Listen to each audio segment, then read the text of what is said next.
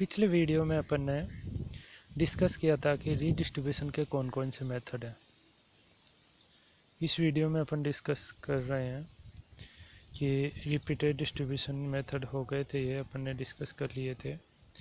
अब अपन value added activity and non value added activity कौन सी होती है। ऐसी एक्टिविटी जिसके द्वारा जो रॉ मटेरियल अपन ने यूज में लिया है उसके ऊपर कुछ लेबर लगाने पे या उसकी डिज़ाइन वगैरह में परिवर्तन करने से, उसको असेंबल करने से, उसको पैक करने से, उसका प्रोडक्शन करने पे, उसके ऊपर रिसर्च एंड डेवलपमेंट एक्टिविटी करने से अगर उसकी वैल्यू में वृद्धि हो जाती है तो उसको वैल्यू एडेड एक्टिविटी बोलेंगे अपन। नॉन वैल्यू एडेड एक्टिविटी कौन सी होती है? ऐसी चीज़ या ऐसी एक्टिविटी जिसके द्वारा वस्तु की वैल्यू में किसी प्रकार की कोई वृद्धि नहीं होती है। जैसे मान लो कोई मशीन है, उसकी आप रिपेयर एंड मेंटेनेंस करा रहे हो, तो इसका मतलब ये नहीं है कि मशीन की वैल्यू में वृद्धि होगी। वो उस मशीन की वैल्यू को बनाए रखने के लिए अपन उसको करते हैं। उसी प्रकार से स्टोरेज ऑफ इन्वेंट्री, अगर आपने इन्वेंट्री है उसको स्टोर करके रखा तो इसका मतलब ये नहीं कि 2 दिन बाद में उस स्टॉक की वैल्यू बढ़ जाएगी।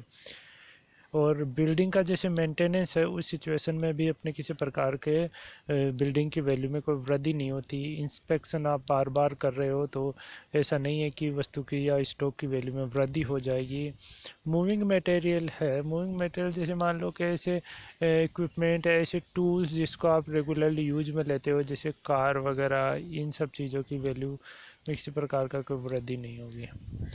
अब कॉस्टिंग के मेथड देखें तो अपन यहाँ पे 2 प्रकार के मेथड की बात करेंगे। पहला मेथड होगा ट्रेडिशनल मेथड और दूसरा होगा जो अपना एक्टिविटी बेस्ड मेथड होगा। तो ट्रेडिशनल मेथड की बात करें तो इस प्रकार के मेथड में क्या होता है कि एक ब्लैंकेट रेट अपन डिसाइड कर लेते हैं कि ओवरहेड को किस प्रकार से एब्जॉर्प्शन करना है अपने का। अब जैसे मान लो ये किस प्रकार से होगा, जैसे अपन ने पिछले वीडियो में अपन ने पढ़ा है कि अपन जैसे एब्जॉर्प्शन करते हैं उस टाइम पे एक ब्लैंकेट रेट डिसाइड करते हैं। वो किसके बेस पे हो सकती है? वो डायरेक्ट लेबर आर के बेस पे भी हो सकती है, डायरेक्ट लेबर कॉस्ट के परसेंटेज के बेसिस पे भी हो सकती है, मशीन आर रेट के बेसिस पे भी हो सकती है, वो वेज कॉस्ट के बेसिस पे हो सकती है। तो उसके बेसिस पे अपन एक रेट डिसाइड कर लेते हैं और प्रोडक्ट्स और जो सर्विसेज है उनसे उस रेट के बेसिस पे उस एब्जॉर्प्शन किया जाता है और एब्जॉर्प्शन करते हुए उस प्रोडक्ट की या उस सर्विस की वैल्यू को डिसाइड किया जाता है कि इसमें कितना प्रकार का कितना अपना ओवरहेड लग चुका है। So typically use one rate to allocate the overhead to product. This rate was often based on direct labor cost or direct labor hour. तो एक ही रेट ब्लैंकेट रेट डिसाइड की जाती है, उस रेट के बेसिस पे डिफरेंट डिफरेंट प्रोडक्ट के ऊपर जो अपना ओवरहेड उसको अलोकेट किया जाता है। Problem with traditional costing system. अब जो ट्रेडिशनल कोस्टिंग सिस्टम है उसके साथ में प्रॉब्लम क्या होता है? प्रॉब्लम ये होता है जो कॉम्प्लेक्स प्रोडक्ट होते हैं जिसके ऊपर बहुत से एक्टिविटीज़ अपन लगाते हैं, उनके ऊपर तो जो ओवरहेड है वो अलोकेशन जो डिस्ट्रीब्यूट करने के बाद में जो ऑब्जर्व करते हैं और उनका एब्जॉर्प्शन उस प्रोडक्ट से तो कम होता है। और जो बहुत ही सिंपल प्रोडक्ट होते हैं जिनके ऊपर लिमिटेड नंबर ऑफ एक्टिविटीज़ को परफॉर्म किया जाता है, वो प्रोडक्ट है उनके ऊपर ओवरहेड का एब्जॉर्प्शन ज़्यादा होता है। तो जी यहाँ पे डबल प्रॉब्लम हो रही है। एक जगह तो जितना एब्जॉर्ब होना चाहिए था उतना एब्जॉर्ब नहीं हो रहा है, और एक वहाँ जितना एब्जॉर्ब होना चाहिए था उससे ज़्यादा एब्जॉर्ब हो रहा है। तो ये इसके साथ प्रॉब्लम थी। अब एक्टिविटी बेस्ड कॉस्टिंग मेथड क्या है? इसमें क्या होता है कि अपना जो ऑर्गेनाइजेशन में होने वाले फंक्शंस हैं उनको डिफरेंट डिफरेंट एक्टिविटी के बेसिस पे अपन डिवाइड कर देते हैं। जैसे मान लो कि ओवरहेड में अपन ने देखा कि indirect material, indirect labour, indirect overhead तीनों आते हैं, उनको मिला के अपन इनडायरेक्ट एक्सपेंस से तीनों को मिला के अपन बात करते हैं कि ये ओवरहेड है। अगर ट्रेडिशनल मेथड में बात करते हैं, इन दोनों तीनों को ऐड किया और एक ब्लैंकेट रेट डिसाइड कर लिया, उसके बेसिस पे प्रोडक्ट पे अपन एब्जॉर्प्शन करना स्टार्ट कर देते हैं। इस मेथड में क्या होगा कि इनडायरेक्ट मटेरियल किस कॉस्ट ड्राइवर के बेसिस पे अपन एब्जॉर्ब करेंगे वो डिसाइड करेंगे, इनडायरेक्ट लेबर किस बेसिस पे अपन डिवाइड करेंगे एब्जॉर्प्शन करेंगे वो डिसाइड करेंगे, और इनडायरेक्ट एक्सपेंसेज वो किस बेसिस पे अपन एब्जॉर्ब करेंगे वो डिसाइड करेंगे। तो इसमें सबसे पहले तो एक्टिविटी डिसाइड की जाती है कि ऑर्गेनाइजेशन में कौन कौन सी ओवरहेड है किन किन एक्टिविटीज़ पे लगाया जाता है। फिर उस एक्टिविटी का ड्राइवर कौन है, मतलब उस एक्टिविटी में कौन सी ऐसी चीज़ अपने कौन सा ऐसा फंक्शन अपन ऐसा करते हैं जिसकी वजह से वहाँ पे अपने को कॉस्ट लगती है। अब उस कॉस्ट ड्राइवर को अपन डिसाइड करते हैं। जैसे मान लो अपन कोई इसी फैक्ट्री में 3 प्रोडक्ट का अपन प्रोडक्शन कर रहे हैं, ए बी एंड सी। तो ए इनडायरेक्ट मटेरियल का कितने कॉस्ट ड्राइवर अपन ने यूज किए मटेरियल प्रोडक्ट ए में, इनडायरेक्ट मटेरियल के कितने कॉस्ट ड्राइवर अपन ने यूज किए प्रोडक्ट बी में, और इनडायरेक्ट मटेरियल के कितने ड्राइवर अपन ने यूज किए प्रोडक्ट सी में।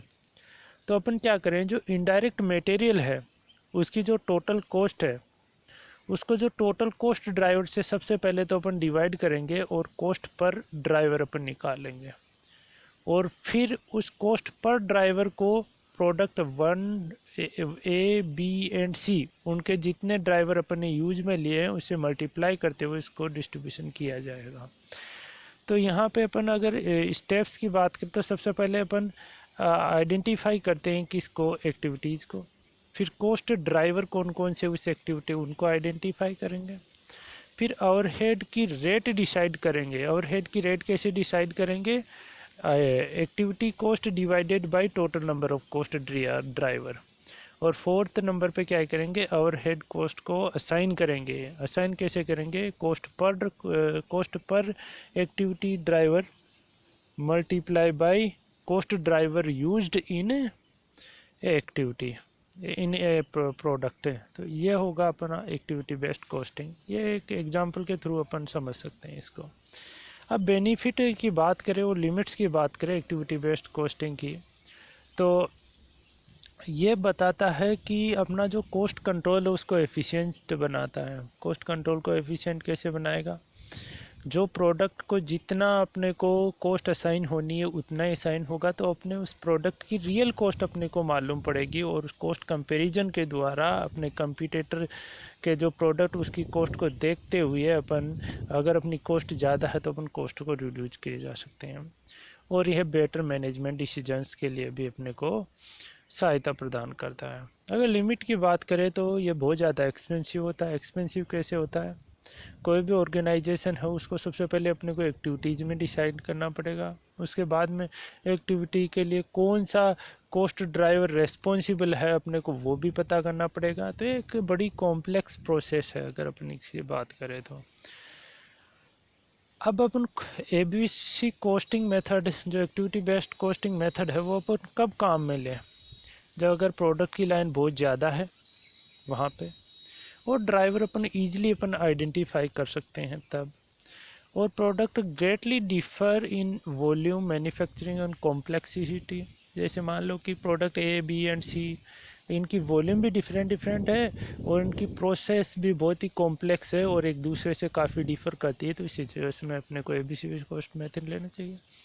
और overhead cost constitute a significant portion of total cost. अगर टोटल कॉस्ट का बहुत बड़ा पार्ट अगर ओवरहेड कॉस्ट है तो अपने को उसको असाइन करते वक्त अपने को बहुत सावधानी बरतनी पड़ेगी, अदरवाइज तो अपन डिसाइड ही नहीं कर पाएंगे कि एक्चुअल में प्रोडक्ट की कॉस्ट क्या आई है। अगर बहुत ही नेग्लिजिबल अमाउंट होता है ओवरहेड का तो अब अपने को टेंशन करने की ज़रूरत नहीं होती है, क्योंकि उस सिचुएशन में इसका बहुत बड़ा इम्पेक्ट नहीं पड़ता प्रोडक्ट की टोटल कॉस्ट के ऊपर।